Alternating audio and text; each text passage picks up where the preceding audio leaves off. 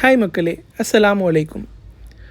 ரமலான் இஃப்தாருக்காக நம்ம இன்றைக்கி வந்திருக்கக்கூடிய ஸ்பாட் ட்ரிப்ளிகேனில் இருக்கக்கூடிய வாலாஜா பெரிய பள்ளிவாசல். 1795 வருடம் ஆற்காடு நவாப் அவர்களால் கட்டப்பட்ட இந்த பள்ளிவாசலில் ரமலான் 30 நாட்களும் நோன்பு திறப்பதற்குண்டான எல்லா ஏற்பாடுகளையும் பண்ணக்கூடியது நமது இந்து சகோதரர்கள்.